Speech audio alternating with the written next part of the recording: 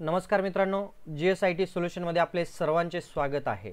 मित्रांनो, तुम्ही कोणत्याही ड्रायव्हर भरतीची तयारी करत असाल तर त्याच्यामध्ये बघा तुम्हाला टेक्निकल स्किल किंवा तुमचं जे काही प्रॅक्टिकल नॉलेज आहे त्याची टेस्ट होत असते। अलीकडेच आता मुंबई हायकोर्टची ड्रायव्हर भरती झालेली आहे आणि त्याच्यामध्ये बघा जे काही ड्रायव्हर भरतीची परीक्षा दिलेली होती त्या विद्यार्थी मित्रांमधून काही विद्यार्थी मित्रांचं सिलेक्शन झालेलं आहे आणि त्यांची आता जी काही टेक्निकल किंवा स्किल टेस्ट आहे ती होणार आहे। आता ही स्किल टेस्ट कशा पद्धतीने असते तर तुम्हाला तिथे प्रत्यक्ष गाडी चालवून दाखवावी लागत असते। त्याचबरोबर तिथे जे काही RTO ऑफिसर असतील किंवा जे काही परीक्षक असतात ते काय करत असतात, तिथे तुम्हाला गाडी चालवण्याबरोबर काही प्रश्न विचारतात, तुम्ही गाडी कशा पद्धतीने चालवत आहात ते चेक करतात आणि ऑब्झर्वेशन करून तुम्हाला तिथे मार्क दिले जातात। तर याच्यासाठीचे काही संभाव्य प्रश्न आहेत, ते संभाव्य प्रश्न मी तुमच्यासाठी घेऊन आलेलो आहे। पहिला प्रश्न काय आहे बघा, चढावर वाहन सुरू करताना मुख्य अडचण काय असते? ज्यावेळेला आपण चढावर वाहन सुरू करतो त्यावेळेला मेन अडचण काय असते ते विचारलेलं आहे किंवा तशी सिच्युएशन क्रिएट केली जाऊ शकते।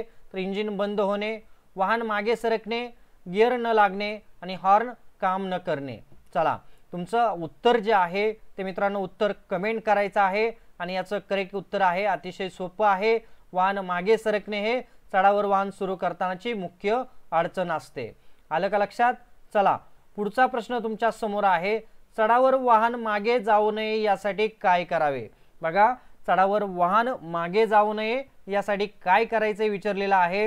हँडब्रेक वापरावा, ॲक्सिलेटर पूर्ण दाबावा, पहिला गिअर लावून क्लच अर्धा ठेवावा आणि दोन्ही ए आणि सी। बघा, याचं करेक्ट उत्तर द्यायचा प्रयत्न करा मित्रांनो। आणि चढावर वाहन मागे जाऊ नये म्हणून आपल्याला काय करायचं आहे, दोन्ही जे ऑप्शन आहेत ए आणि सी की हँडब्रेक वापरायचा आहे आणि त्याच्याच बरोबर पहिला गिअर लावून क्लच अर्धा ठेवायचा आहे ज्यावेळेला आपण चढावर वाहन मागे जाऊन द्यायचं नसतं त्यावेळेला। चला, पुढचा प्रश्न मित्रांनो तुमच्या समोर आहे, सुरुवातीला वाहन थांबवताना कोणती क्रमवारी योग्य आहे? ह्याचं देखील तुमचं ऑब्झर्वेशन केलं जाऊ शकतं। बघा, तुम्ही ज्यावेळेला गाडी चालवत असता त्यावेळेला परीक्षक तुमचं याचं ऑब्झर्वेशन करू शकतात। मित्रांनो, हा क्रम पाहण्यापूर्वी तुम्ही अजूनपर्यंत आपल्या चॅनलला लाईक, सबस्क्राईब आणि शेअर केलं नसेल तर प्लीज आपल्या चॅनलला लाईक करा, सबस्क्राईब करा आणि सगळ्यात महत्त्वाचं म्हणजे बेल आयकॉनचं बटन दाबायला विसरू नका, म्हणजे असेच नवनवीन प्रश्न सर्वात अगोदर तुमच्यापर्यंत येतील। आणि मित्रांनो, तुम्हाला ही जी काही PDF आहेत त्या प्रश्नांची PDF आवश्यक असल्यास तुम्हाला जी स्क्रीनवरती वेबसाईट दिलेली आहे त्या वेबसाईटवरती जाऊन तुम्ही काय करू शकता, ही PDF डाउनलोड करून घेऊ शकता। अतिशय माफक दरामध्ये ही PDF तिथे तुम्हाला उपलब्ध करून देण्यात आलेले आहेत। त्याचबरोबर या व्हिडिओच्या डिस्क्रिप्शन बॉक्समध्ये देखील मी तुम्हाला काय केलेलं आहे त्याची लिंक दिलेली आहे, तिथून तुम्ही ती PDF खरेदी करू शकता। आणि याचं करेक्ट आन्सर बघा काय आहे, ब्रेक, क्लच, गिअर, न्यूट्रल। बघा, वाहन थांबवताना क्रमवारी कोणती योग्य आहे? ब्रेक, क्लच, गिअर, न्यूट्रल ही क्रमवारी योग्य आहे। पुढचा प्रश्न मित्रांनो तुमच्या समोर आहे, गिअर बदलताना क्लच पूर्ण दाबला नाही तर काय होते? बघा, गिअर बदलताना क्लच पूर्ण दाबला नाही तर काय होते? गिअर सहज बदलतो, गिअर गाजतो आणि नुकसान होऊ शकते, इंजिन बंद होते आणि वाहन वेगाने जाते। चला, आणि याचं करेक्ट आन्सर प्लीज कमेंट करा। याचं करेक्ट आन्सर आहे गिअर गाजतो आणि आपलं नुकसान होऊ शकतं।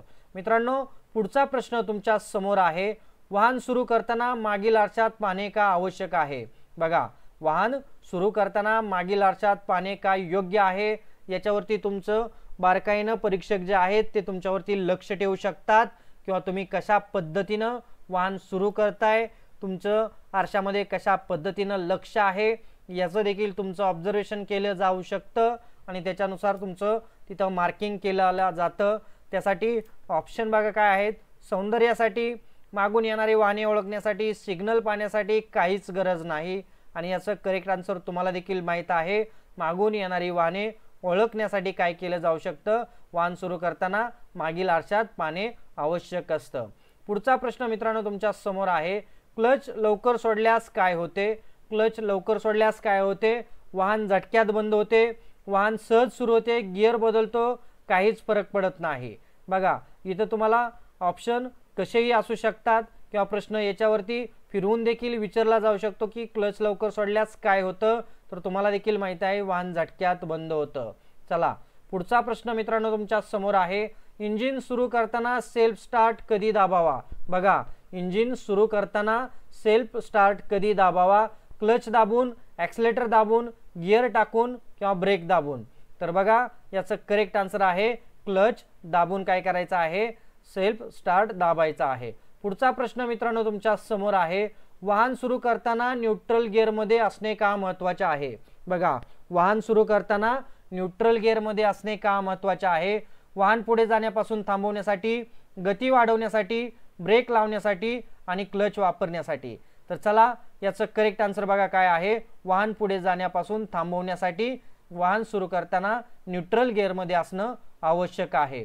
पुढचा प्रश्न मित्रांनो तुमच्या समोर आहे, वाहन सुरू करताना कोणते सर्वात महत्त्वाचे आहे? वाहन सुरू करताना कोणते सर्वात महत्त्वाचे आहे? वेग वाढवणे, सुरक्षितता आणि नियमांचे पालन करणे, हॉर्न वापरणे, गिअर पटकन बदलणे. वाहन सुरू करताना कोणते कार्य इथं महत्त्वाचे विचारलेलं आहे? तर सुरक्षितता आणि नियमांचे पालन करणे हे वाहन सुरू करताना अतिशय महत्त्वाचे आहे. तर मित्रांनो बघा, अशाच नवनवीन प्रश्नांसाठी तुम्ही अजूनपर्यंत आपल्या चॅनलला लाईक, सबस्क्राईब आणि शेअर केलं नसेल तर प्लीज आपल्या चॅनलला लाईक, सबस्क्राईब आणि शेअर करायला विसरू नका, म्हणजे असेच नवनवीन प्रश्न सर्वात अगोदर तुमच्यापर्यंत येतील. तर भेटूया अशाच नव्या माहितीबरोबर. जय हिंद, जय महाराष्ट्र.